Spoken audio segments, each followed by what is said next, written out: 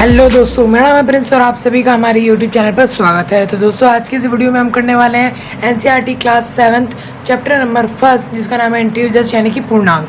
ठीक है दोस्तों, तो चलिए, हमारा ये जो चैनल है इसका एक बेसिक कंसेप्ट रहा है कि हमें 0 से हीरो लेवल तक का सफ़र तय करना होता है हर एक वीडियो में। ठीक है, यानी कि कहने का मतलब है कि हमें बेसिक चीज़ें पहले चाहिए, ठीक है, फिर हम एडवांस पे भी चाहेंगे। तो चलिए देखते हैं फर्स्ट चैप्टर, जिसमें है फर्स्ट चैप्टर जो हमारा है इंटीजर्स यानी कि पूर्णांक। अब देखो, पूर्णांक है और पूर्णांक है उसके बारे में हम जानेंगे। ठीक है, इसके बारे में हम बेसिक चीज़ जानेंगे, बेसिक चीज़ें यहाँ पर हम जानेंगे कि पूर्णांक होता क्या है, उसको किस किस तरह से क्या क्या कहा जा सकता है और वगैरह वगैरह। ठीक है, तो ये चीज़ जानेंगे। उसके बाद आएंगे हम नंबर लाइन। नंबर लाइन को भी बच्चे अगर हम अच्छे से जानेंगे, बिल्कुल क्वेश्चन किस टाइप से आते हैं या किस टाइप से हम नंबरों पर पूर्णांकों को दर्शाते हैं, सब जानेंगे आज की इस वीडियो में। और साथ ही साथ जमा घटा। अब देखो, जमा घटा जो है वो सब आपको जानते हो, यानी कि ऐड और सब्ट्रैक्ट। ठीक है, लेकिन हम क्या है, मैं इसमें आपको थोड़ा अलग सा बताने वाला हूँ कि बेसिक से एडवांस लेवल का। कहने मतलब है कि इसमें मैं थोड़ा आपको साइनों का हेर फेर भी बताने वाला हूँ। टेंशन मत लो, सब बताऊँगा। आगे बढ़ते हैं। आगे है गुणा। अब देखो, गुणा भी हम बेसिक करते हैं, लेकिन बेसिक के साथ साथ एक आता है जिसमें हम साइन को भी बदलते हैं, माइनस में हो जाता है, तो फिर हम उसको कैसे गुणा कर पाते हैं वो भी हम जानेंगे। टेंशन ना लो, चलिए आगे बढ़ते हैं। तो आगे हमारे पास है गुण। अब देखो, जो इंटीजर्स यानी कि पूर्णांक है, उसके जो क्वेश्चन है हमारे पास, जैसे मान को चलो 2 + 3 + 1 है। ठीक है, तो इस टाइप के क्वेश्चन है, तो इस टाइप के क्वेश्चन में हमें कुछ गुण लगते हैं। और गुण किस लिए होते हैं भाई, एक चीज़ समझो, गुण इसलिए होते हैं ताकि आप जो ये हमारा ये पूर्णांक का जो एक क्वेश्चन मान के चलो, ये जो क्वेश्चन है इसमें अगर हम गुण लगाते हैं तो ये हो सकता है स्मार्ट तरीके से इसका जो आंसर आए, स्मार्ट तरीके से आ सकता है, आसानी से आ सकता है, इसलिए हम गुणों का उपयोग कर सकते हैं। तो हमें पता है कि जो पूर्णांक है उसके हमारे पास 3 गुण है। कौन कौन से भाई? पहला ये वाला है यानी कि कर्म विनिमय है, दूसरा है हमारे पास साहचर्य, और तीसरा है हमारे पास वितरण। ठीक है, वितरण। टेंशन ना लो, सब बताऊंगा आज बताऊंगा। ठीक है, आगे जो हमारा अगला टॉपिक है, अगला टॉपिक होगा हमारा शून्य यानी कि कहते हैं जीरोस को। ओके, तो जीरो के बारे में भी हम जानेंगे, बिल्कुल अच्छी तरीके से जानेंगे कि जब जीरो को अगर पूर्णांक के साथ मल्टीप्लाई करते हैं तो हमारे पास क्या आते हैं, प्लस माइनस करते हैं तो हमारे पास क्या इफेक्ट पड़ते हैं, सब जानेंगे। ठीक है, तो जो पहला टॉपिक है वो है पूर्णांक, यानी कि ये बेसिक कंसेप्ट हम जो समझने वाले थे ना, बेसिक कंसेप्ट पूर्णांक के बारे में। तो चलिए फिर समझते हैं। अब आपको यहाँ पर पूर्णांक समझना है। अच्छा ठीक है। अच्छा, तो आपने छठी जो क्लास आपने पढ़ी होगी तो उसमें आपने कुछ नंबर्स के बारे में यहाँ पर सीखा होगा। जैसे कि मान के चलो बच्चे, मैं आपको बताता हूँ, प्राकृतिक संख्या, ओके, नेचुरल नंबर्स। तो उसके बारे में आपने वहाँ पर पढ़ा होगा। ठीक है, प्राकृतिक संख्या बेसिकली क्या होते हैं बताइए? आपको बिल्कुल पता होगा क्या होता है प्राकृतिक संख्या, जो कि 1 से स्टार्ट होते हैं। कहने का मतलब है कि जो 1 से 2, 3, 4, 5, मतलब कहने का मतलब है इस तरह से आगे बढ़ते रहे। ठीक है, तो प्राकृतिक संख्या का अगर एक डेफिनेशन दें हम तो कह सकते हैं वह संख्याओं का समूह जो 1 से स्टार्ट होकर, मतलब 1 से शुरू होकर अनंत तक, यानी कि इन्फिनिटी तक, हम नहीं जानते भाई आगे कहाँ तक ये जाने वाला है। ठीक है, अब हम नहीं जानते तो हो सकता है कि आगे हम ऐसा निशान लगा दें, या फिर हम कह सकते हैं ऐसा। ओके, तो ये हम निशान लगा सकते हैं। अच्छा, आपने प्राकृतिक संख्या के बारे में समझा। ओके, आपने समझा होगा विषम संख्या के बारे में। अब भाई विषम क्या का फंडा है भाई, तो आपने समझा होगा इसको 6th क्लास में। ठीक है, 6th क्लास का जो फर्स्ट चैप्टर था आपने उसमें इस चीज़ को समझा होगा कि विषम संख्या वो होती हैं जो कि 0 से स्टार्ट होती हैं, यानी कि वे संख्याओं का समूह जो कि 0 से स्टार्ट होता है और इन्फिनिटी तक होता है। यानी कि 0 हो गया 1, 2, 3, 4, 5, 6, इस तरह से। ओके, अच्छा जी। अब आपने एक और चीज़ पढ़ी होगी, क्या? धनात्मक संख्या। जी बिल्कुल, आपने पढ़ा होगा यहाँ पर धनात्मक संख्या। अब धनात्मक संख्या होती हैं क्या बताइए? धनात्मक होती हैं संख्या वह संख्याएं जो कि प्लस वाली हो। प्लस वाली कहने मतलब है कि 1 हो सकती है, 306 हो सकती हैं, ठीक है, 2 हो सकती हैं, 80 हो सकती है, 100 हो सकता है। ये क्या है? हमारे पास एक धनात्मक संख्या है। ओके, बात समझ में आ रही है? ठीक है, आगे बढ़ते हैं। आपने वो क्या कहते हैं, ऋणात्मक संख्या के बारे में भी पढ़ा होगा, कुछ ना कुछ तो आपने उसके बारे में भी पढ़ा होगा, ऋणात्मक संख्याओं के बारे में। यहाँ पर मैंने इसलिए यहाँ पर निशान लगा रखा है ताकि ऊपर जो संख्या है वो यहाँ पर सेम टू सेम है। तो ऋणात्मक संख्या बेसिकली वो संख्याएं होती हैं जिसके आगे जो है माइनस का निशान लगा होता है। जैसे हो सकता है माइनस का 1 हो सकता है माइनस का 75 हो सकता है माइनस का 80 हो, ठीक है। तो वैसी संख्याओं जिनके आगे जो है माइनस का निशान लगा हो तो उनको हम क्या कहते हैं, फटाफट से बोलो, ऋणात्मक संख्या कहते हैं, ठीक है। अच्छा जी, ये सब ने तो आपने छठी क्लास में पढ़ी होगी। अच्छा, अब जो 7वीं क्लास है उसका जो फर्स्ट चैप्टर है उसमें आपको एक नया चीज़ पढ़ने को मिलेगा। क्या है भाई? पूर्णांक है। अब पूर्णांक क्या होता है सर? तो देखो बच्चे, पूर्णांक वे, अब इसका मैं एक बार डेफिनेशन देता हूँ तो बताता हूँ मैं आपको।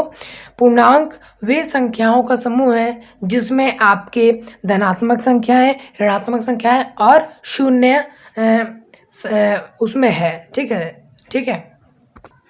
तो इसका मतलब क्या है? पूर्णांक में आपके आते हैं ऋणात्मक, इसके अंदर आता है, धनात्मक भी इसके अंदर आता है, और जीरो भी क्या आता है? इसी के अंदर आता है। यानी कि अगर एग्जाम्पल दें हम तो एग्जाम्पल हो सकता है इसका माइनस का 1 हो सकता है, 1 भी हो सकता है भाई, 0 भी हो सकता है, क्योंकि 0 एक क्या है? 0 है। और ये जो 1 है ये हमारा क्या है? एक धनात्मक संख्या है। और जो बात करते हैं -1 क्या है? हमारा एक ऋणात्मक संख्याएं है, ठीक है। बात समझ में आ रही है आप सभी को? ओके। फिर आगे बात करें कि भाई पूर्णांक जो है क्या इसको अगर हम कह सकते हैं 3/2 को पूर्णांक कह सकते हैं? जी बिल्कुल नहीं।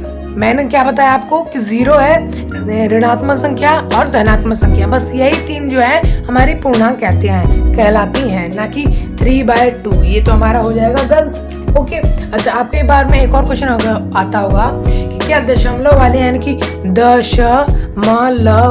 दशमलव वाली जो संख्याएं हैं, जैसे कि मान के चलो 3.1 है या 0.001 है, तो ये सब क्या आती हैं इसके अंदर, पूर्णांक के अंदर, या क्या इनको हम पूर्णांक कहेंगे? तो बिल्कुल नहीं जी, बिल्कुल नहीं, इनको हम पूर्णांक नहीं कहेंगे। Okay okay. अगर आपके पास अगर आती हैं परिमेय संख्या यानी कि रैशनल नंबर्स, परिमेय संख्याएं, जैसे मान के चलो रूट का 2 है, रूट का मान के चलो 5 है, तो क्या ये भी है एक परिमेय संख्या है? हाँ, तो मैं आपको बता दूं बच्चे, तो ये बिल्कुल एक परिमेय संख्या नहीं है, ठीक है। आपको क्लियर हो गया होगा कि परिमेय संख्या क्या, पूर्णांक संख्याएं, पूर्णांक क्या होते हैं? पूर्णांक ऋणात्मक संख्याएं और पूरी धनात्मक संख्याएं और 0 होती हैं, ना कि दशमलव वाली संख्याएं नहीं होती हैं, ये अंश भिन्न वाली संख्याएं भी नहीं होती है, परिमेय संख्या वाली भी नहीं होती हैं।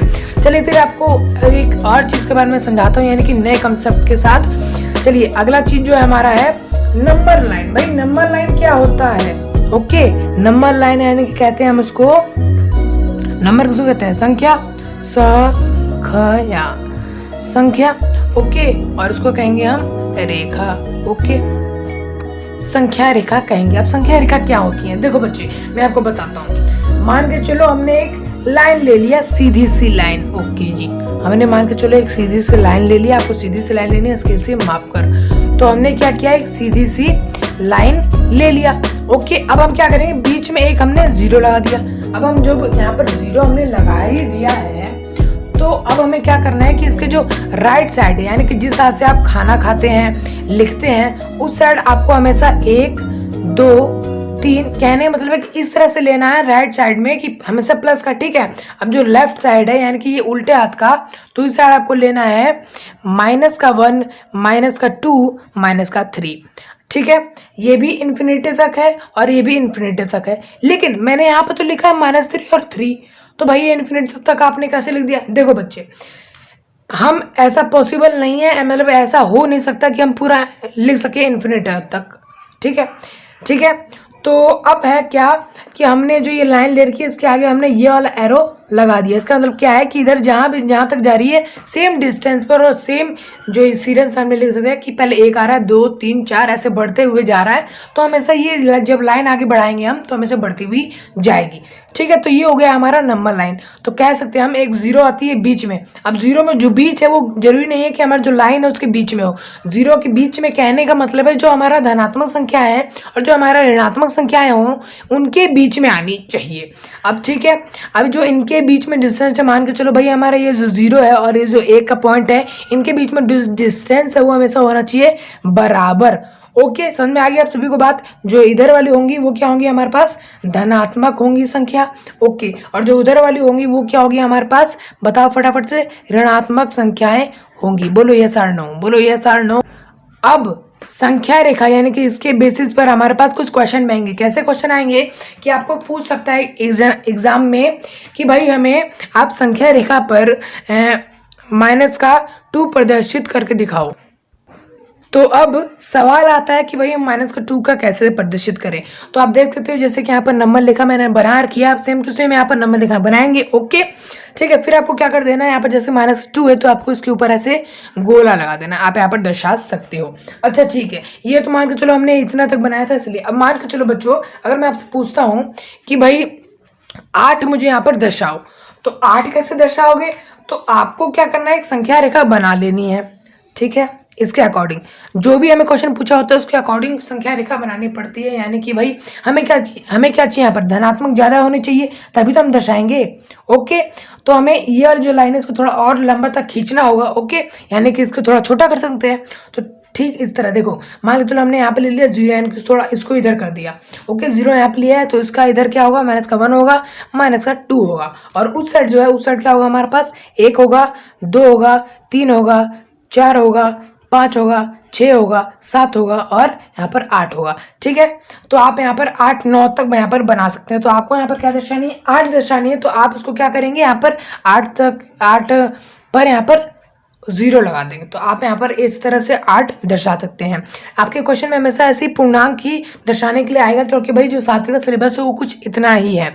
जरूरी नहीं है कि आपके पास क्या कहते हैं परिमेय संख्याएं आए कि भाई दर्शाओ। और परिमेय संख्या आप मेरे ख्याल से आप जानते भी नहीं होगी, 8वीं क्लास में आप जानोगे, टेंशन मत लो। चलिए फिर अगले टॉपिक पर यानी कि नेक्स्ट टॉपिक पर, नेक्स्ट विषय पर चलते हैं। अगला जो टॉपिक है हमारा वो है हमारा जमा और घटा। भाई जमा और घटा के बारे में हम आपको अच्छे से समझ में आता होगा। क्या होता होगा, 2 को अगर हम 3 में जमा कर देते हैं या 3 को 2 में जमा कर देते हैं तो हमारे पास आता है 5।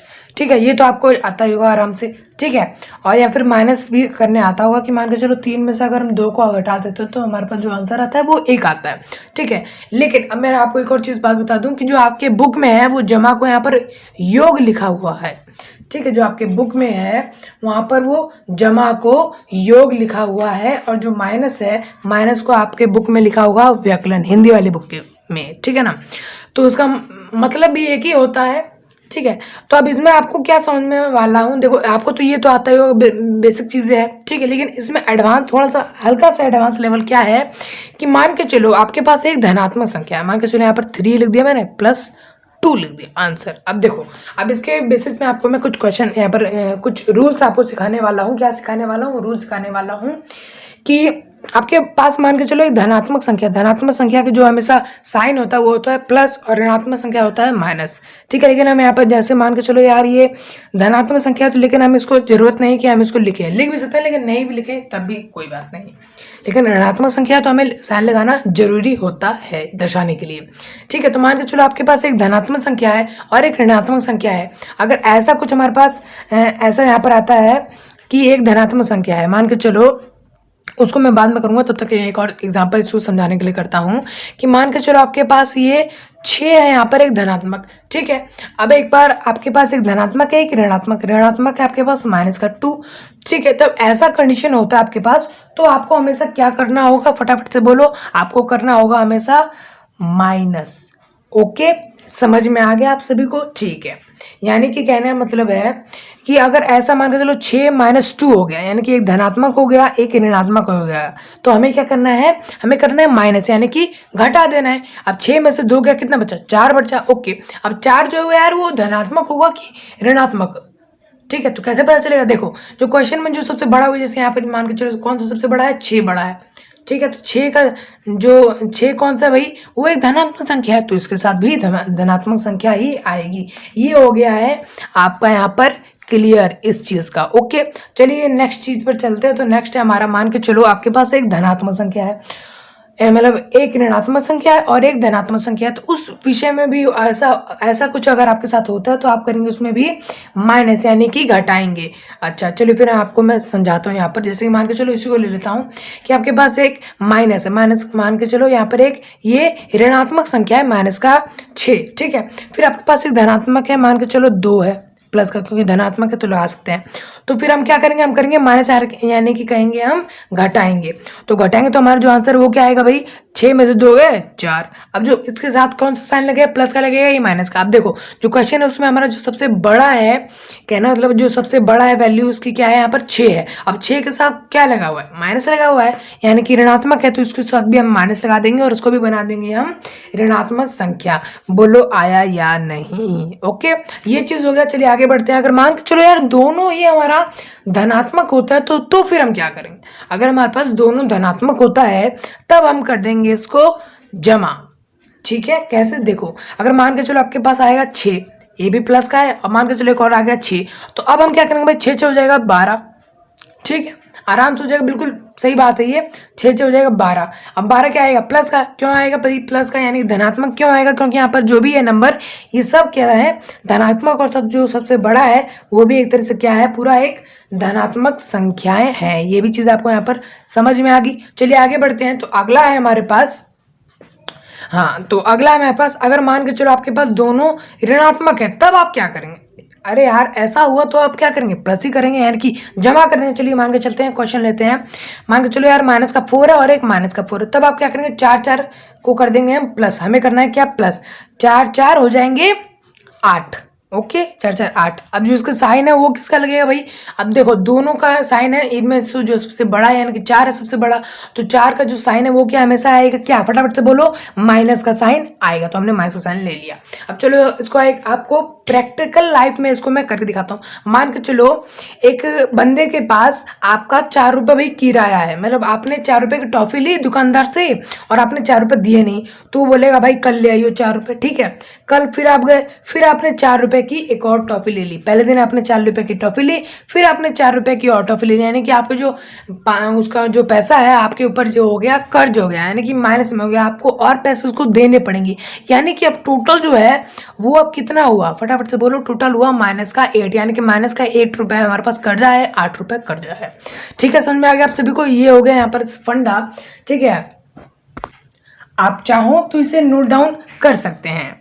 ठीक है, बहुत ही सिंपल था ये, मैंने आपको बहुत ही अच्छे तरह वे में मेरे ख्याल से समझा दिया होगा, आपको समझ में भी आ गया होगा। और आपको नहीं समझ में आ रहा है तो आप मेरे को कांटेक्ट कर सकते हैं। ओके, और मैं आपको अच्छे से समझा पाऊंगा। चलिए आप यहाँ पर नोट्स कर सकते हैं।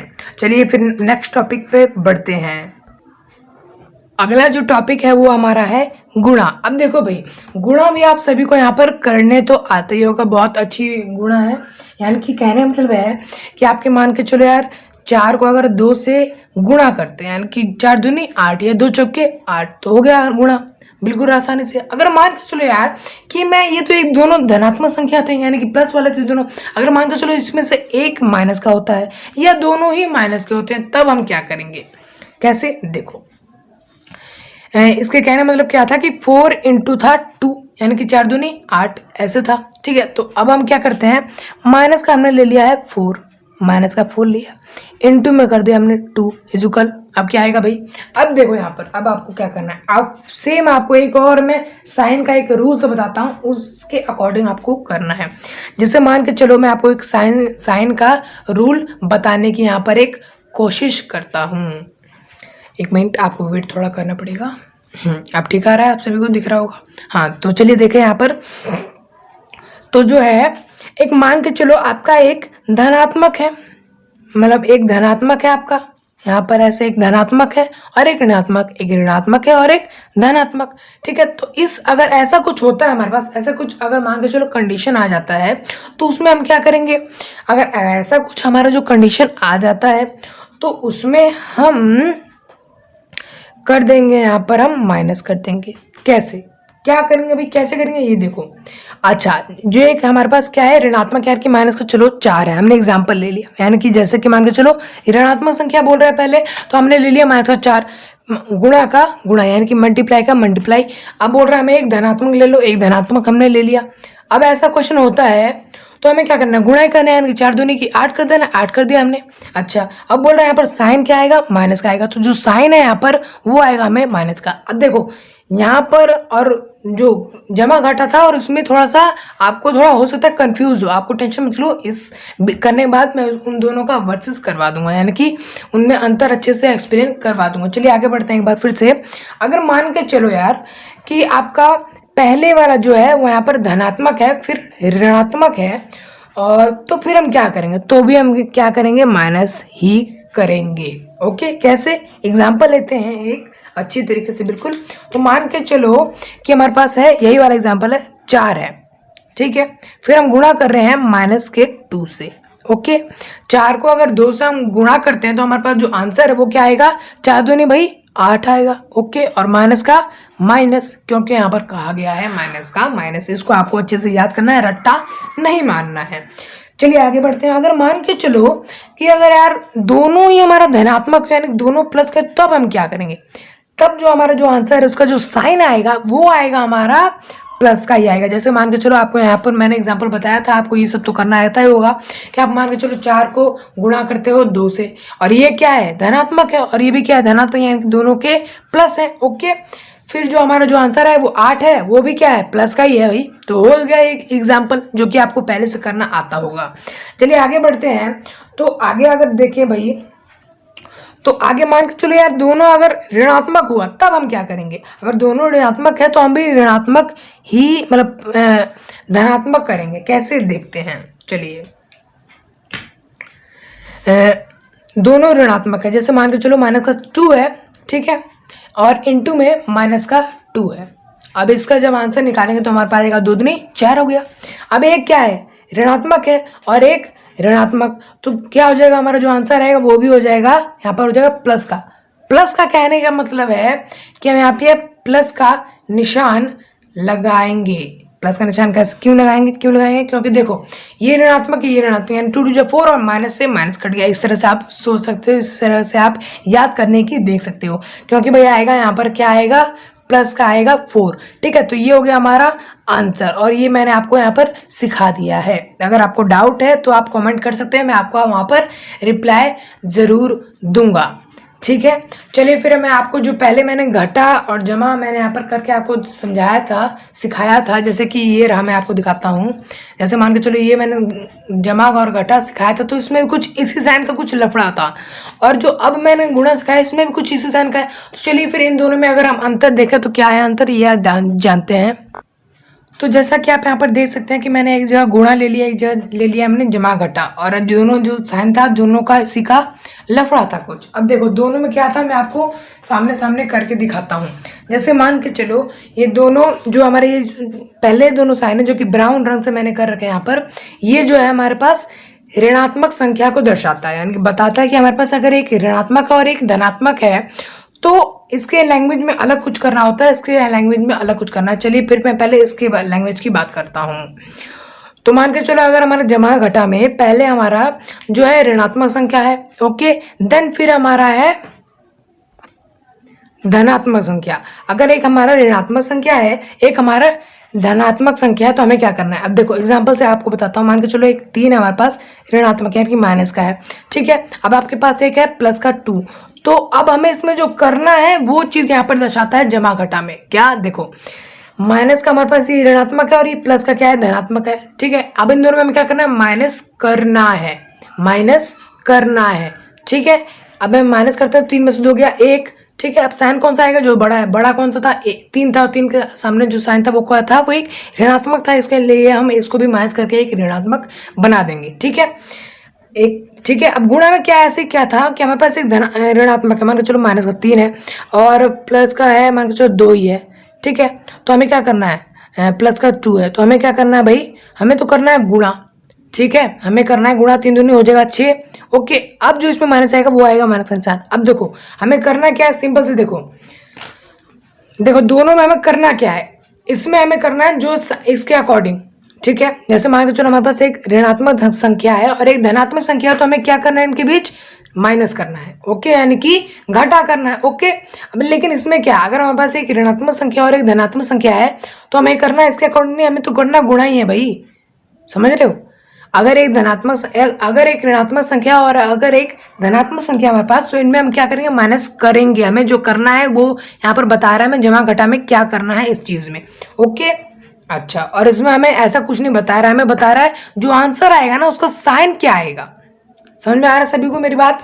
यहाँ पे जो है साइन जो आएगा, मान के चलो हमारे पास अगर एक ऋणात्मक है एक धनात्मक है और अगर इनके बीच हम गुणा करते हैं तो इनका जो साइन है आंसर का वो आएगा हमेशा माइनस। ठीक है, ये चीज यहाँ पर बता रहा है। और यहाँ पर बात करें तो हमें जो यहाँ पर बड़ा है, यहाँ पर जो क्वेश्चन में कौन सा बड़ा, जैसे मान के चलो माइनस का 3 बड़ा है, वो एक ऋणात्मक है, तो हम यहाँ कर देंगे एक ऋणात्मक है, यानी कि एक माइनस का लगा देंगे। ओके, कहने का मतलब है जो जमा घटा है वो हमें क्या बताना चाहता है कि हमें जो करना है भाई, हमें यहाँ पर क्या करना है। अगर हमारे पास ऐसा सिचुएशन आता है कि एक ऋणात्मक हो एक धनात्मक संख्या हो तो हमें करना है यहाँ पर माइनस का। ठीक है, लेकिन गुणा में क्या है कि अगर एक ऋणात्मक एक धनात्मक है तो हमें करना तो मल्टीप्लाई, लेकिन जो उसका साइन है वो इसके अकॉर्डिंग आएगा।